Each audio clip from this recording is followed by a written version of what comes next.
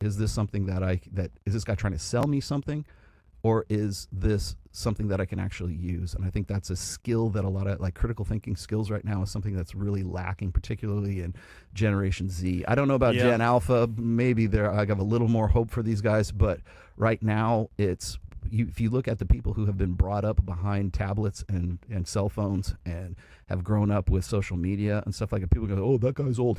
By the way, I'm not a fucking boomer. Thank you very much. This old boomer. No, I'm Gen X, okay? And I'll chew a fucking hole right through you. There you go. Yeah. I will chew a fucking hole right through you.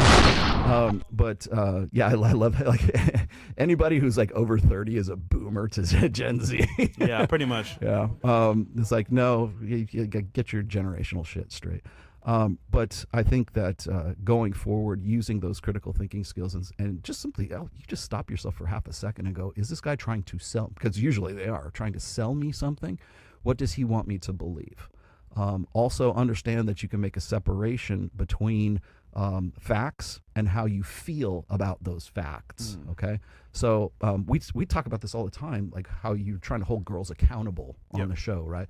And usually that lack of accountability is the difference between the fact that you present them and the feelings that they have about that fact.